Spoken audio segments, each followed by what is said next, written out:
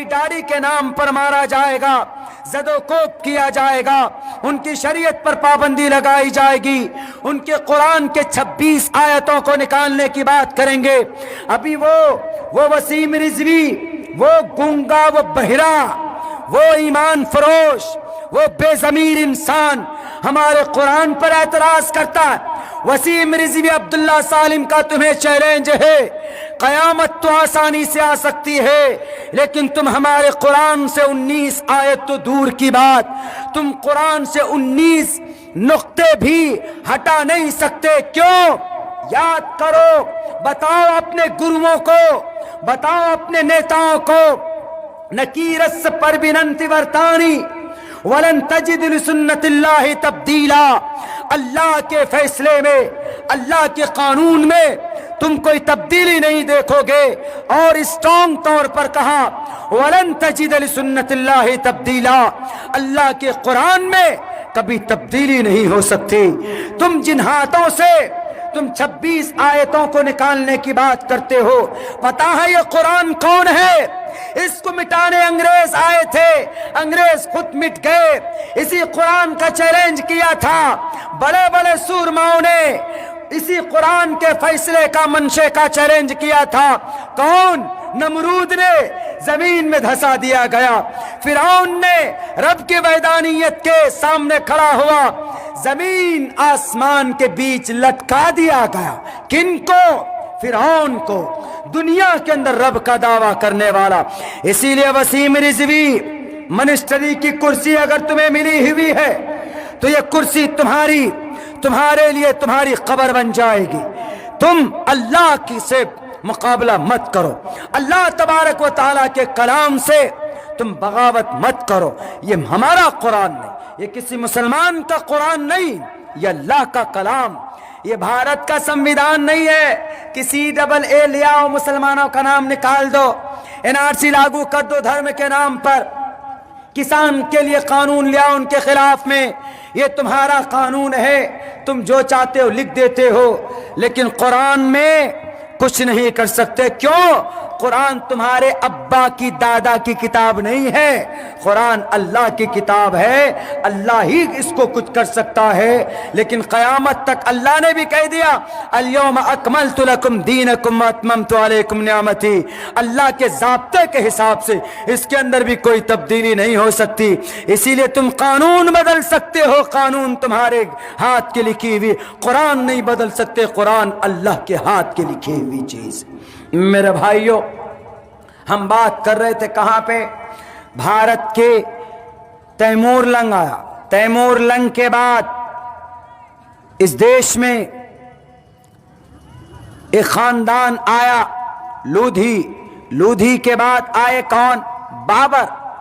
1526 میں بابر آیا، اور 1526 سے لے کر 1857 تک بابر کی خاندان کی حکومت چلی۔ یہ جتنے بھی جہانگیر اور جلال الدین اکبر، سلیم، جن کا نام کے اوپر ایک پکچر فلم بھی بنی ہوئی، مغل اعظم، مغل، وہی بابر کے خاندان کو مغل بولتے ہیں۔ اور بھارت کے ان راجنیتاؤں کو سب سے زیادہ دشمنی، الرجی انہی مغل خاندان سے ہے۔ تو یہ 300 سال مغل خاندان کی حکومت، لیکن پورا ملائیں کب سے؟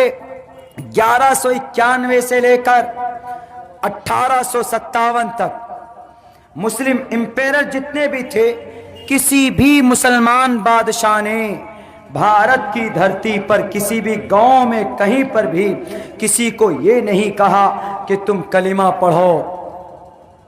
ہوتا ہے نا، بادشاہ ہوتا ہے تو وہ اپنے حساب سے قانون نافذ کرتا ہے۔ بابر کہہ سکتا تھا، تیمور کہہ سکتا تھا کہ کلمہ پڑھو نہیں تو تمہاری گردن اڑا دوں گا، لیکن نہیں کہا۔ جلال الدین نے بھی نہیں کہا، بلبن نے بھی نہیں کہا، لودھی نے بھی نہیں کہا، قطب الدین ایبک نے بھی نہیں کہا، کسی نے نہیں کہا، بلکہ سب کو اپنی اپنی کرسی کو آگے بڑھانا تھا، کرسی کو مضبوط کرنا تھا۔ ایک بادشاہ، ان 700 سال میں صرف ایک بادشاہ ایسا گزرا کہ جس نے تبلیغ کی، तबलीग मतलब to convey the message of Islam, convey the message of Islam to the non-Muslim people. जो ला इलाहा इल्लल्लाह को नहीं जानते, उसकी हकीकत को नहीं जानते, अल्लाह की वैदानियत के अंदर वो गड़बड़ी करते हैं, तो ये एक बादशाह गुजरा जिसने उलामा के जरिए ये कहा कि नदवी साहब मदरसे में ना बैठे, मदरसे में बच्चों का सबक सुन लिया जी, तो अब उठाइए अपना बोरिया बिस्तर, अब उठाओ अपना छाता, उठाइए बाइक में बैठिए, जाइए करीब के गांव में, वहां पर नॉन मुस्लिम है, उनको जाकर समझाइए कि अल्लाह एक है, मरने के बाद तुम्हें जन्नत, मरने के बाद तुम्हें जन्नत और जहन्नम का सामना करना पड़ेगा, अल्लाह के सामने खड़ा होना होगा, मोहम्मद तुम्हारे आखिरी नबी हैं, इस्लाम दुनिया का सबसे बेहतरीन मजहब है, कलिमा पढ़ लो कामयाब हो जाओगे, ये पैगाम लोगों को पहुंचाओ। सिर्फ एक बादशाह जिसका नाम मोहम्मद तुगलक था, मोहम्मद तुगलक ने भी किसी के ऊपर जुल्म ज़्यादती नहीं की। ये जितने भी थे मुसलमान एम्पायर, हम तारीख को बहुत गौर से पढ़कर आपके सामने पेश कर रहे हैं, इसीलिए मैं कहता हूं पूरे जोश और पूरे ताकत के साथ कि भारत के नौजवानों, आपको खड़ा होना होगा। सिर्फ मोबाइल में फेसबुक चलाने से या मोबाइल में व्हाट्सएप ग्रुप बनाने से हम बातिल का मुकाबला नहीं कर सकते। बंगाल के अंदर इलेक्शन चल रहा, पता है उस इलेक्शन में व्हाट्सएप ग्रुप इस्तेमाल हो रहा। एक नेता ने कहा कि हमारा एक ग्रुप में 18 लाख आदमी, हम कोई भी मैसेज डालते हैं तो 18 लाख आदमी तक पहुंचता। उनका एक मकसद है मेरे नौजवानों, क्या मकसद है कि उनको बंगाल में हुकूमत कायम करनी, इसीलिए वो मेहनत कर रहे हैं। आप क्या करने के लिए ग्रुप बनाते हैं? कोई मकसद है, कोई टारगेट है आपके सामने? कोई टारगेट नहीं, कोई मकसद नहीं। एक मकसद बनाओ अपनी जिंदगी का, एक टारगेट फिक्स करो अपनी जिंदगी का। रात हम प्रोग्राम में बोरियो साहिबगंज में थे, यहाँ से तो बज़ाहिर बहुत करीब है, लेकिन जब आप घूम करके जाते हैं भागलपुर हो करके तो बड़ा लंबा पड़ता। ये तो हजरत मौलाना नदवी साहब की इसरार और ज़िद कि कहाँ तक पहुँचे शय, कहाँ तक पहुँचे शय। मैं खुद से दौड़ा दौड़ा आपके यहाँ पहुँचा हूँ, क्योंकि इनसे हमने वादा किया। वहाँ के नौजवानों को हमने एक पैगाम, एक बात ये कही, हमने कहा कि नौजवानों आप अपना टारगेट फिक्स करो, टारगेट कि हमारा ये टारगेट। देखते हैं जब फुटबॉल खेलते तो दोनों तरफ गोली होती, गोली का वो गोल करने का, और पूरे 11 दुनी 22 खिलाड़ी एकदम दौड़ते हैं पागल कुत्ते के तरह एक गेंद के पीछे। क्यों? उनका टारगेट होता है कि हम किसी तरीके से गोल कर दें, पॉइंट ले लें। किसी की पैर टूट जाती, कोई मुंह के बल गिरता, कोई परेशान होता है, किस लिए?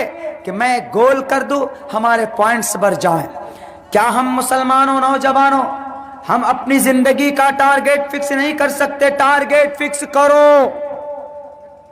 क्या टारगेट? मैं बताता हूं।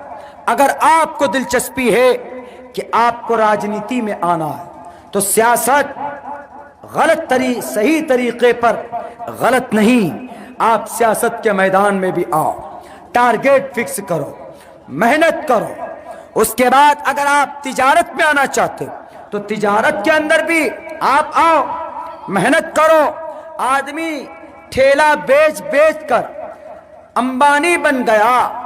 अनिल अंबानी का दादा कोल्ड ड्रिंक बेचते थे मुंबई के इलाके, गांव के अंदर, मुंबई शहर के अंदर कोल्ड ड्रिंक बनाकर बेचते थे। तब जाकर आज की तारीख में मेहनत की तो ईश्वर ने उनको फरामानी की, आज वो अंबानी बन गए। और कभी कभी ऐसा होता है कि जब आदमी मेहनती नहीं होता है, बाप के दौलत है, बाप की तरफ से प्रॉपर्टी है, दी हुई है, शराब पीता है, उड़ाता है, अय्याशी करता है, तो ऐसा होता है कि उसके पास छत भी नहीं होती। तिजारत करें आप, जरूरी नहीं कि 1 लाख रुपए से करें, 15-20 हजार रुपए से शुरुआत कीजिए। शुरू करेंगे, टारगेट फिक्स कीजिए कि हमको 1 साल में बिजनेस इतना डेवलप करना है। अगर आप एजुकेशन लाइन में تو بہت اچھا، اس لیے کہ the primary aim of education is to prepare and to qualify the new generation for participation in the development cultural society. اگر آپ کے گاؤں میں illiteracy ہے، جہالت ہے، اور ہے جہالت، کیوں؟ ہم آ رہے تھے راستے میں اس گاؤں، آپ کے گاؤں سے باہر، ہم نے ایک جوان لڑکے سے پوچھا کہ بھائی مجھے جہاں جلسہ ہو رہا وہاں پہ جانا. وہ بول رہا کہ جلسہ ہاں ہو تو رہا ہے، یوں جائیے یوں جائیے. ان سے پوچھا راستہ تو ایسا بتا دیا کہ ہم یہاں سے قریب آ کر پھر واپس چلے. ہم نے کہا کہ پتہ نہیں کہاں ہے جلسہ گاہ. حضرت مولانا نے جو لوکیشن بھیجا وہ لوکیشن کبھی کہیں اور دکھا رہا، کبھی کہیں اور دکھا رہا. یعنی اس نوجوان میں یہ سلیقہ نہیں تھا کہ ایگزیکٹ وہ کہنا کہ ہم کو جلسے کا پتہ نہیں ہے، ہم کو معلوم نہیں ہے جلسہ کا قریب کا. ارے جلسہ جہاں ہوتا ہے تو آس پاس کے 10-5 بستی والے کو معلوم ہوتا ہے کہ فلاں جگہ پہ جلسہ ہو رہا، لیکن سلیقہ طریقہ ترتیب نہیں. بات کریں گے تو ایک دم ایسے ہمارے مسلمان جو بالکل اخلاق سے بالکل عاری ہو. آپ انگریز سے جا کر ہاتھ ملائیے، انگریز کے سامنے آپ بات کیجئے، آپ کو ہنس کر بات کرے گا، آپ کو پوچھے گا کہاں سے آئے، کیا حال چال ہے. وہ طریقہ ہم میں نہیں. آپ کسی انگریز سے جا کر ہاتھ ملائیے، how are you my brother, where are you coming from, ہنس کے کہے گا I am quite fine by virtues of اللہ's willing، I am quite fine, I am from India, I am a Indian person, I am a Muslim, اور you are اے مسلم. ہاں ہنس کے بات کرے گا، آپ کو ایسا لگے گا کہ جیسے آپ کا 10 سال کا پرانا دوست ہو. اور ہم مسلمان ایسے اگر آپس میں بات کریں بیٹھیں تو پتہ چلے گا کہ پتہ نہیں کوئی ڈنڈا مار رہا ہے. بات کرنے کا سلیقہ ہمارے مسلمانوں میں نہیں. چلے جائیں آپ غیر مسلموں میں کسی دکان میں جائیں، کپڑا لینا ہو آپ کو، آرام سے پہلے بٹھائے گا، بیٹھیے سر کیا چاہیے، واٹ ڈو یو وانٹ سر، کیا چاہیے سر، کپڑے چاہیے، ٹھیک ہے سر، کیسے کوالٹی کا چاہیے سر سر سر. اور کسی مسلمان کی دکان میں بیٹھ جاؤ، ابے لینا ہو لینے تو جاؤ اٹھ کر کے، بہت پریشان کر دیا، دماغ خراب کر دیا، کپڑا لینا نہیں آتا. آپ کسی غیر مسلم کے دکان میں جائیں، 15-20 مرتبہ آپ اس کو پریشان کیجئے، وہ اخیر میں تب کہے گا کہ سر آپ کے پسند کا کپڑا میری دکان میں تو نہیں. یہ طریقہ کن کا طریقہ تھا؟ یہ پروفیٹ محمد صلی اللہ علیہ وسلم کا طریقہ تھا. غیروں نے اپنایا، وما ارسلناک الا رحمتا للعالمین. غیر نبی کا طریقہ اپنائے گا تو دنیا میں ضرور کامیاب ہوگا، ضرور کامیاب ہوگا، ہو رہے کامیاب. اور ہم ہیں محمد والے، قرآن والے، حدیث والے، شریعت والے. ہم صرف نامی مسلمان بنو گے، کامی مسلمان نہیں بنو گے تو اتنا ڈنڈا لگے گا، اتنا ڈنڈا پیچھے کہ بندر کے طرح اللہ لال کر دے گا. مرنے کے بعد جوانو اللہ پوچھے گا کہ نماز پڑھی تھی، گاؤں سماج میں کون سا اچھا کام کیا تھا.